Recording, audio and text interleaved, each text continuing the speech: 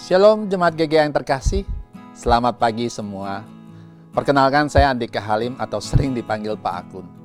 Saya adalah seorang suami dan seorang ayah dari satu putra yang saat ini duduk di kelas 12. Saya dan istri juga menjadi leader di Sel Family Kelapa Gading. Ada dua pengalaman yang mau saya bagikan pagi ini kepada teman-teman semua. Saya lahir baru dan dibaptis pada tahun 2009 di Gereja Generasi Apostolik. Sebelumnya saya adalah penganut kepercayaan yang diturunkan orang tua kepada saya. Sampai saat ini saya sudah bergereja lokal selama 13 tahun di GGA bersama istri dan putra saya. Pengalaman melakukan waktu pribadi dengan Allah atau sering kami sebut WPDA sudah mulai dilakukan saat saya lahir baru.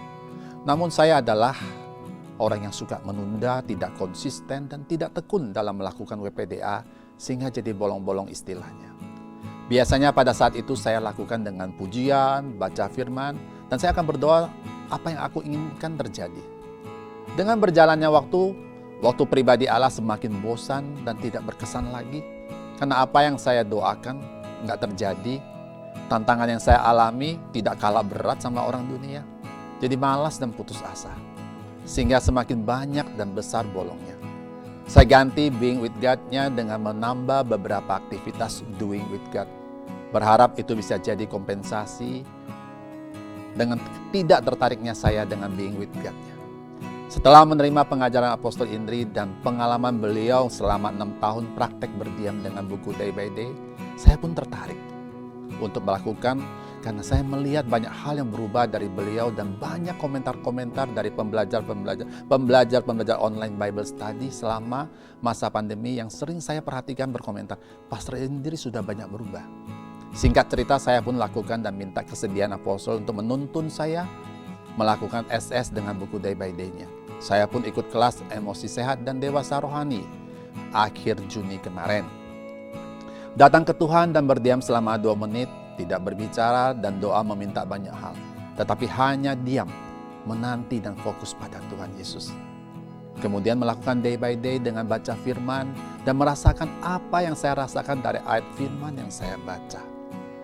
Renungkan dan membuat refleksi diri, kemudian saya tutup lagi dengan SS selama 2 menit. Saya dan istri totally berbeda personalitinya. Saya bicara dahulu baru berpikir. Sedangkan istri lama sekali berpikirnya dan kadang-kadang baru bicara setelah mood saya nggak di situ lagi. Istri orangnya logika, saya lebih berpikir dengan perasaan daripada dengan otak saya. Saya fleksibel dan istri seorang yang terstruktur. Saya berpegang bagaimana nanti aja, istri berpegang nanti bagaimana. Perbedaan ini seringkali menjadi bibit awal perselisihan kami berdua. Karena sudah lelah dan capek saling tarik urat leher alis bertengkar, saya ingin berubah. Berdiam dan menanti Tuhan saya lakukan secara konsisten 2 kali sehari dan melalui proses ini saya mulai dibukakan betapa banyak topeng yang saya pakai selama ini. Seperti saya terburu-buru karena ingin cepat dapat hasil, menjadi terdepan dan mendapat pujian. Saya tidak tenang karena khawatir dan takut tidak seperti orang lain. Jadi saya perlu kerjakan lebih banyak lagi supaya lebih aman. Saya tidak sabar karena ingin menunjukkan betapa bagusnya aku, pintarnya aku, dan betapa kuasanya aku yang akhirnya aku merasa dikagumi orang, dikagumi pasangan saya, pemimpin saya, dan rekan sekerja saya. Saya tidak yakin loh saya bisa berubah, saya tidak merasa sudah lebih tenang dan lebih sabar. Sampai satu momen saat pilot talk atau komunikasi di tempat tidur dengan istri saya yang cantik dan mengasihi saya berkata, darling, istri saya memanggil saya darling, kamu mulai berubah loh. Saya tanya, apanya yang berubah? Darling sekarang bisa lebih sabar mendengar saya, tidak memotong pembicaraan saya. Demikian kata istri saya. Awalnya saya ragu dengan statement yang istri katakan itu. Kemudian saya merasakan bahwa, apa iya aku berubah?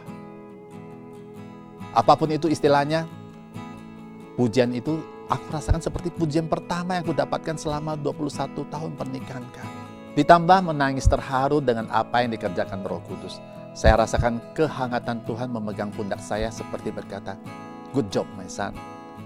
Pengalaman kedua saya janjian sama Tuhan untuk jam 21.30 saya akan datang padanya. Jam 21.30 berlalu, saya tetap belum beranjak, masih asik browsing, bercanda sama anak dan istri di kamar, dan tak terasa sudah jam 23 lewat. Akhirnya saya datang untuk melakukan SS juga. Saya tidak bisa SS dan day by day lagi saat itu, hanya menangis dengan derayan air mata yang deras. Saya yang adalah seorang anak berhadapan dengan Allah yang maha besar, yang menciptakan langit dan bumi dan pemilik segala isi bumi. Yang saya rasakan pada saat menunda datang padanya, dia berkata, "Hai Akun, saya sudah nunggu lama lu, ayo sini bicara berdua yuk." Tuhan Yesus tidak marah. Dia tidak menghakimi saya dan lainnya. Yang dia tetap inginkan dan rindukan adalah kehadiran saya bersamanya. Tidak digubris lagi penantian berjam-jam, dan yang nunggu itu adalah Allah. Dan mulai saat itu, kira-kira 3 minggu yang lalu, saya memutuskan untuk tidak menunda lagi. Karena Allah sudah memutuskan untuk terus dan terus mengasihi saya. Seperti pernah saya baca ada quote bilang, "Love is not about feeling, love is a decision."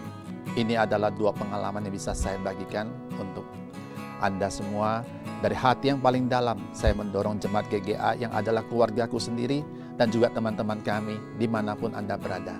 Mari kita praktekkan, berdiam dan nantikanlah Tuhan. Seperti Mazmur 37:7a katakan.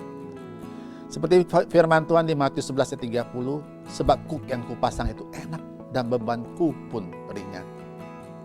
Ibrani 13:5b, aku sekali-kali tidak akan membiarkan engkau dan aku sekali-kali tidak akan meninggalkan engkau. Saya bisa alami persekutuan intim seperti pacaran dengan Allah pencipta langit dan bumi. Anda pun pasti bisa, karena Allah tidak membeda-bedakan. Kerinduan Tuhan Yesus untuk bertemu dan bersekutu intim dengan saya lebih besar daripada kerinduan saya untuk bertemu dengannya. Tuhan Yesus memberkati kita semua.